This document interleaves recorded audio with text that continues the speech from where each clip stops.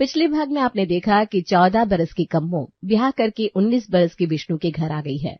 लेकिन ब्याह के लगभग 13 बरस बीतने के बाद भी कम्मो की गोद अभी तक सूनी थी। इतने साल बाद अचानक पता चलता है कि कम्मो मां बनने वाली है, लेकिन उसकी प्रेगनेंसी में बहुत जटिलताएं हैं। बहू की नाजुक हालत को किनारे करते हुए कम्मो की सास पूरे 9 महीने उससे खूब काम करवाती है, जिसके कारण समय से पहले ही कम्मो को प्रसव की तकलीफ हो जाती है और कम्मो जीवन मरण के बीच झूलने लगती है। अब आगे। दीवार का सहारा लिए विष्णु फूट फूट कर रो रहा था। पिछले 17 घंटे का तनाव, चिंता और तकलीफ आंसुओं के रास्ते बांध तोड़कर बह रही थी। मन का गुब्बार शांत हुआ तो एक एक करके ब्याह से लेकर आज तक के सारे लम्हे आंखों के आगे तैरने लगे।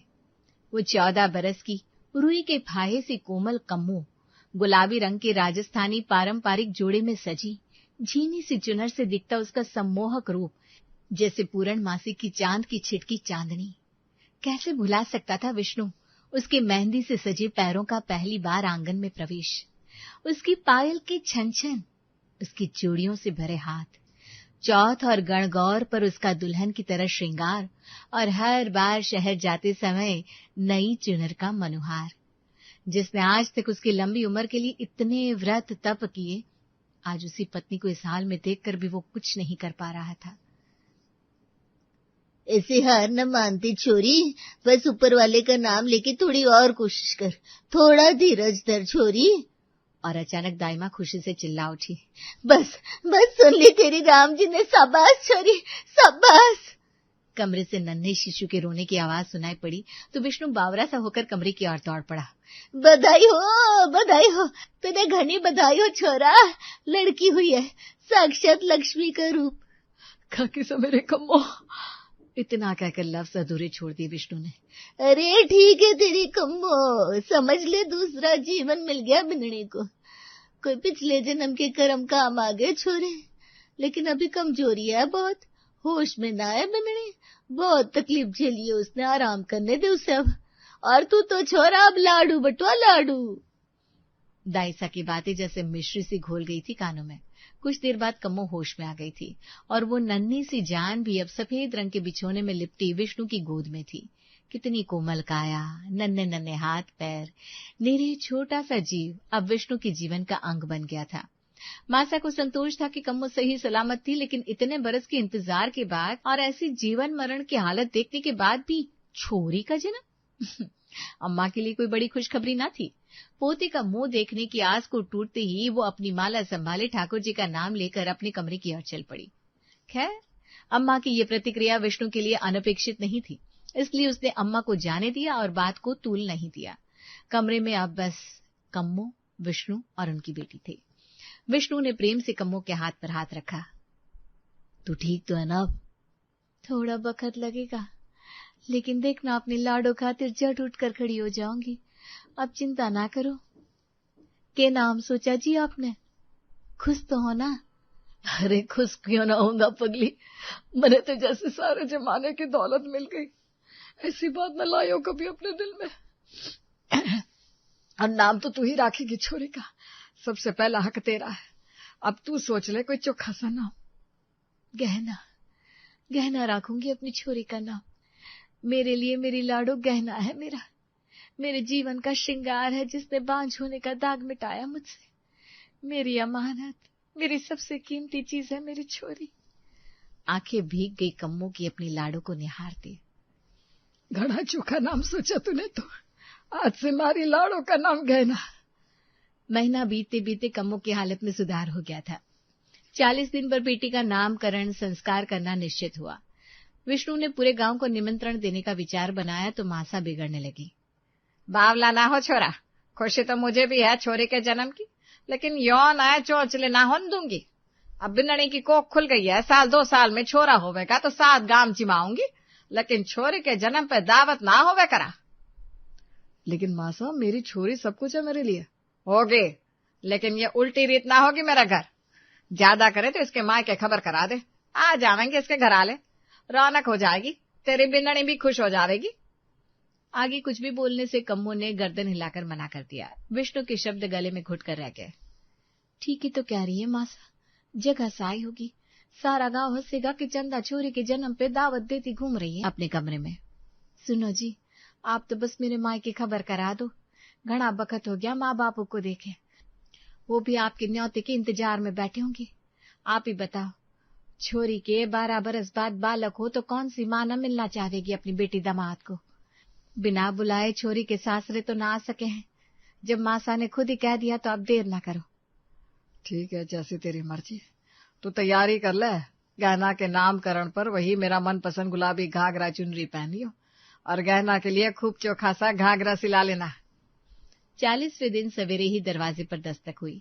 दरवाजा खुला तो सामने अपने माँ बापू को देखकर छटपटा उठी कम्मो। माँ! गले लगकर दोनों माँ बेटी पहले जी भर कर रोई, फिर कम्मो के सिर पर हाथ फेरकर सुजाता ने कहा, कैसी है रे मेरी छोटी सी लाडो? ठीक हूँ माँ, अब तू आ गई, खूब अच्छी हो जाऊंगी। घर गृहस्थी में पीस कर कैसा चेहरा मुरझा गया है। चल अब मैं आ गई हूँ, खूब सेवा करूंगी, जी भर कर लाड लड़ाऊंगी, अपने हाथ से पका कर दूध मेवा खिलाऊंगी, खूब चोखी हो जाएगी मेरी छोरी। अरे सारी रामायण यहीं पूछ लेगी या अंदर भी चलेगी?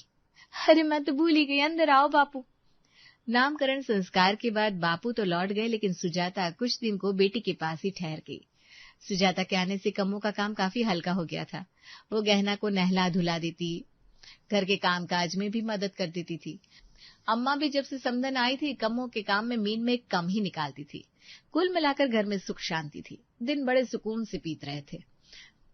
न जाने उस रोज सूरज कौन दिशा से निकला था कि धीरज की माँ मासी साहब बिना किसी संदेश के पधार गई। जब से धीरज और विष्णु की कहा सुनी हुई थी, दोनों बहनों ने एक दूसरे का मुंह ना देखा था। मासा तो पहले ही उसे नशे में हुई कहा सुनी समझकर भुला चुकी थी, लेकिन मासी सा ने उस बात को अपने घर की इज्जत से जोड़ लिया था। अरे मासी साहब, खम्मा गणी।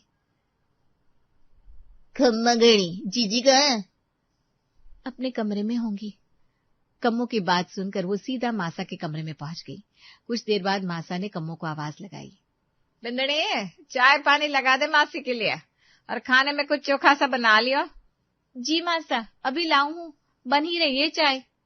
कमरे के अंदर से दोनों बहनों की बात करने की आवाजें कम्मो के साथ साथ सुजाता के कानों में भी पहुंच रही थी। बड़ी बहन होने का खूब फर्ज निभाया तूने दीसा।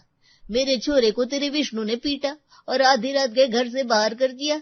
इस कल की आई बिंदड़ी के लिए यही मेहमान नवाजी होवे अब इस घर में, या अब विष्णु लुगाई का गुलाम हो गया और तूने बहू की चाकरी कर रखी है जो दो बोल न फूटे तेरे मुंह से। मेरे धीरज की गिरेबान पकड़कर बाहर किया था ना, मैं भी आज हिसाब करने आई हूँ तेरा।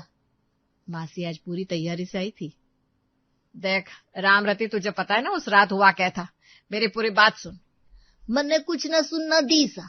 तेरी उस कुलक्षणी बहू ने जरूर कोई टोना टोटका कर रखा है जो दोनों माँ बेटा बावले हुए घूम रहे उसके लिए। कहा तो करमजली बांझ के 12 बरस कोख खाली रही, कहा अब छोरी पैदा करके छाती फुलाए घूम रही है। अरे जो सारी दुनिया बोले है मेरे छोरे ने बोल दिया तो क्या पाप कर दिया। मेरी बात लिख कर रख लो, पाप तो यो छोरी गहना है और जने किसका पाप है। सुजाता के कानों में सारी बात पड़ी तो जैसे दिमाग ही सुन्न हो गया एक पल को। छी, इतनी गंदी बात अब और सुनना बर्दाश्त से बाहर हो रहा है। कम्मो की आंखों से तो कितनी देर से आंसू बह रहे थे। मुंह में पल्लू ठूसे वो अपनी सिसकियां थामे बस चुपचाप आंसू बहा रही थी। मेरी छोरी के बारे में ये सब अनाप शराब क्या बक रही हैं आप? और समदन साहब चुप लगाए सुन रही है, जब मेरे सामने मेरी छोरी को खून के आंसू रुला रहे हैं आप लोग। न जाने इतने सालों में के कुछ ना झेला होगा उसने। मेरी गऊ जैसी छोरी कभी चू भी ना करी उसने, कभी ना बताए यहाँ के झेल रही है, के नरक दिखा रहे आप लोग उसने। सुजाता बोलती जा रही थी। माँ चुप हो जा, मना कोई तकलीफ ना है इस घर में, भूल जा सब। माँ की आवाज सुन कम्मो पल्लू संभाले दौड़ती आई और माँ को वहां से ले जाने की कोशिश करने लगी। माफ कर दे लाडो, कभी तेरी खोज खबर ना ली, कभी न पूछा कैसी है, हिम्मत ही ना हुई कभी। हमेशा यही लगता रहा बड़े घर में ब्याह हुआ है, राज कर रही होगी मेरी छोरी। बस कर माँ, ठीक हूँ मैं, कोई कमी ना है मुझे, भूल जा सब। देखो तो माँ बेटी की नौटंकी सारे लक्षण मायके से सीख कर आई है। इस बार मासी ने कहा तो अम्मा चीख पड़ी। बस बहुत हो गया तमाशा। अब अगर एक भी अक्षर तूने बोला तो मैं भूल जाऊंगी तू बहन है मेरी और अभी मेहमान बनकर मेरे घर में बैठी है। अरे जा जा, मैं थूकने आई हूँ तेरे रिश्ते पर, और देखना सारी दुनिया थूकेगी तुम्हारे घर पर। ये त्रिया चरित्र है ना तुम्हारी इज्जत उतारने को, तू कभी खुश ना रहेगी दीसा। 2 बार अपमान हुआ है मेरा इस दहलीज पर, मेरी हाय लगेगी तुम्हें। मासीसा तो चली गई, लेकिन अपने पीछे न जाने क्या मनहूसियत छोड़ गई थी कि कितने ही दिन मासा अपने कमरे से बाहर ही नहीं निकली। यूं तो सुजाता ने कोई गलत बात ना कही थी, आखिर अपने सामने अपनी बेटी का ऐसा अपमान कैसे बर्दाश्त करती वो। किंतु फिर भी जानती थी कि दोष कम्मो और सुजाता पर ही मढ़ा जाएगा। बेटी वाले तो जीवन भर पगड़ी उतार कर ही चलते हैं ना छोरे वालों के सामने, मानो कोई अपराध किया हो बेटी पैदा करके। कम्मो को फिलहाल मासा का ये व्यवहार खटक रहा था। घर की सुख शांति के लिए उसने अपनी मां को यहां से भेजना ही उचित समझा। दूसरी ओर विष्णु पिछले 1 हफ्ते से शहर से लौट आना था। घर में कम्मो और मासा बचे थे। मासा तो जैसे होकर भी ना थी। पूरे दिन बिननी बिननी करके उसे नाच नचाने वाली मासा के मुंह से बोल सुनने को कम्मो बेचैन हुई जा रही थी। खाना चाय सब समय समय पर कम्मो मासा के कमरे में पहुंचा रही थी। कुछ और चाहिए मासा? अम्मा ने हर बार की तरह बिना बोले हाथ हिलाकर मना कर दिया और फिर अपनी माला लेकर बैठ गई। 8 दिन बाद जब विष्णु लौटा तो अपने बेटे को देख मासा के मुंह से 2 बोल फूटे। आ गया छोरा, घने दिन लगा दिए इस बार। हाँ मासा, काम था तो रुकना पड़ा। तो ठीक तो है? ठीक हूँ छोरा, मने क्या होवेगा। कम्मो को थोड़ा सुकून मिला था कि मासा ने कम से कम मौन व्रत तो तोड़ा। मासा का व्यवहार पहले से कुछ बदला बदला सा रहने लगा था। विष्णु को शहर से लौटे कई दिन बीत गए थे। अब मासा की चुप्पी विष्णु को भी महसूस होने लगी थी। कम्मो क्या बात है, मासा आजकल बड़ी चुप लगाए रहती है, न गहना पर उनका ध्यान है न घर पर। कोई बात हुई है क्या? और तेरी माँ भी ऐसे अचानक लौट गई, मुझसे कुछ बात छुपा रहा है क्या? कम्मो को चुप देखकर विष्णु ने जोर डालकर कहा। अरे कुछ बोलेगी, बात क्या है, क्या बात छुपा रही है? क्या बोलती वो तो उस दिन भी ना बोल पाई थी जब धीरज ने उस पर दाग लगाने की पटकथा लिखी थी। बात बस उतनी सी न थी जितनी मासा और विष्णु को नजर आ रही थी। धीरज के कम्मो के घर आने वाले दिन। विष्णु के शहर जाने के बाद जब बहन का बेटा धीरज घर आया तो मासा लाड लड़ाते न थक रही थी उस पर। जैसे मेरा विष्णु वैसा ही धीरज, ध्यान रखियो बिन्ननी, इसका कोई शिकायत ना चाहिए।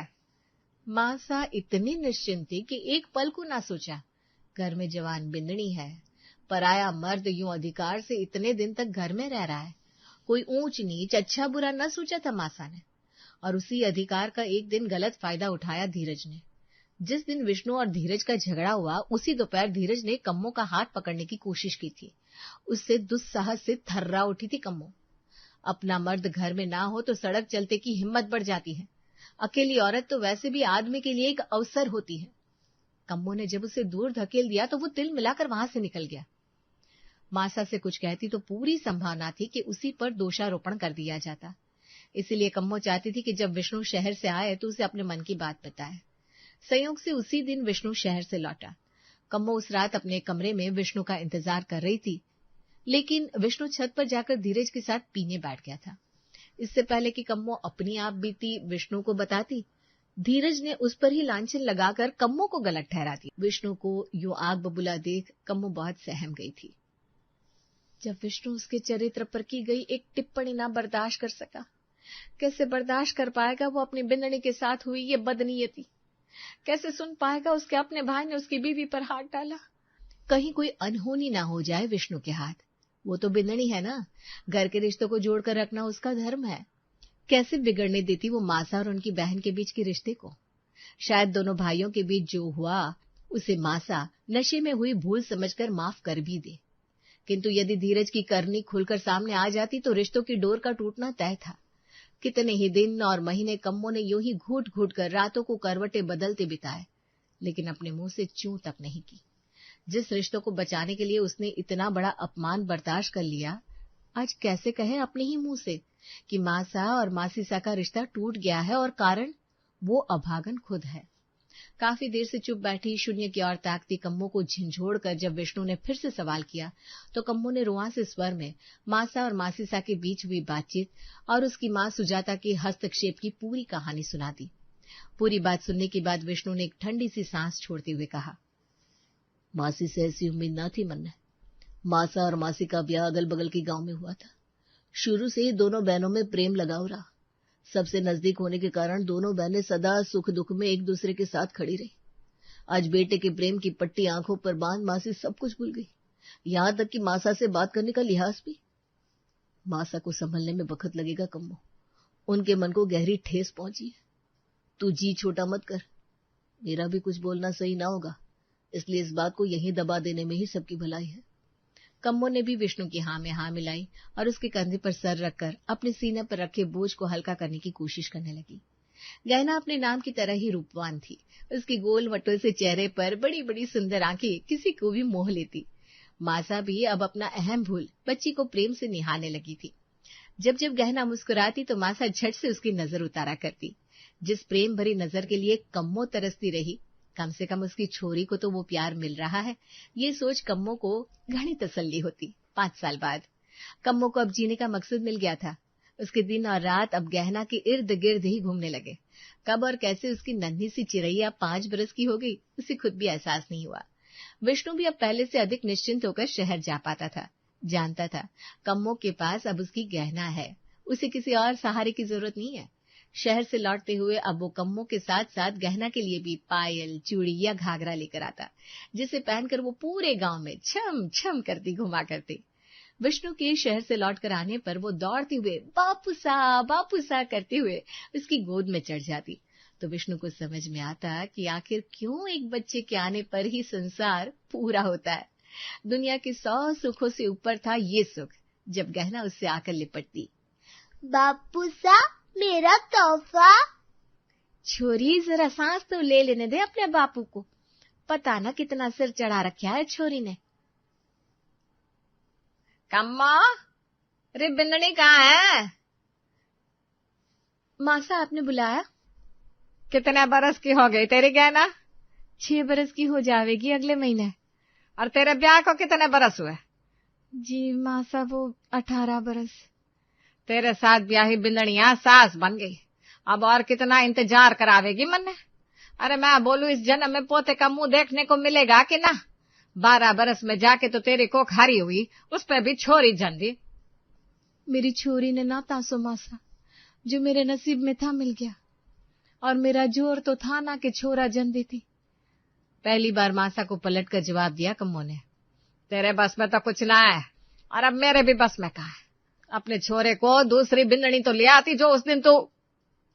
अम्मा ने जानबूझ के शब्द अधूरे छोड़ दिए थे, लेकिन जो तीर चलाया था वो अपनी जगह जा चुका था। कम्मो का दिल छलनी हो गया मासा की बात सुनकर। आंखों से टप टप आंसू गिरने लगे। मासा एक बार और दहाड़ी। तेरे जीते जी दूजा ब्याह भी ना करेगा मेरा विष्णु। मैं कह जानू ना हूं अपने छोरे ने, किसी और को क्या दोष दूं? किस्मत तो मेरी ही काली है। जो मन ने ही एक और छोरा दिया होता तो क्यों मैं तुझसे इतनी आस लगाती? पहले तो मेरी 2 छोरी पैदा होते ही स्वर्ग सिधार गई। जो तीजे बखत छोरा दिया भी तुम्हारा सुहाग छीन लिया राम जी ने। एक ही औलाद में संतोष करना पड़ा। सारा जीवन इंतजार किया कि विष्णु का ब्याह हो तो मैं भी छोरा होने पर ढोलक बजवाऊं अपने आंगन में, थाली पीटू, लेकिन अब तो लागे है कि ये अरमान मेरे साथ ही दफन हो जाएगा। मां ने पल्लू से अपनी आंखों की नमी छिपाते हुए कहा, मासा जो मेरे हाथ में हो तो मैं कल ही आपकी गोद में लाकर डाल दूं, कि मेरा जी न करे कि मैं भी कुनबे भर में सर उठाकर चालूं। मेरे घर भी आवे बिंदनी, लेकिन जो ना हो रहा तो क्या करूं, आप ही बताओ। आपका दुख सुख समझू मासा, माफ कर दो मैंने। विष्णु न जाने कब से आंगन में खड़ा दोनों की बातें सुन रहा था। जानता था मासा का कम्मो को दोष देना गलत है, फिर भी अम्मा के आंसू देख वो भी विचलित हो गया था। जाकर मासा के पैरों में बैठ गया।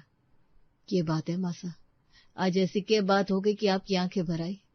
छोरा अब और इंतजार ना होगा मेरे से। मासा, कम्मो की कोई गलती ना है। गहना के जन्म के समय क्या हालत हुई कम्मो की आप जानती हो ना। अब मैं खुद ही ना चाहता कि कम्मो को फिर से मौत के मुंह में धकेलूं। अगर इससे कुछ हो गया तो मेरी गहना का क्या होगा? ना, मैं इतना स्वार्थी ना बन सकूं। हर दिन एक बराबर ना हो वह, जरूरी तो ना है कि दूसरी बार भी इसे कोई दिक्कत हो। अरे अच्छा से अच्छा खिला पिला देंगे, इससे खूब ताकत आ जाएगी। तू बस मेरी इच्छा पूरी कर दे। माँ की बात सुनकर अब विष्णु के पास कहने को कुछ नहीं था, और उसने भी एक प्रयास और करने का मन बना लिया था।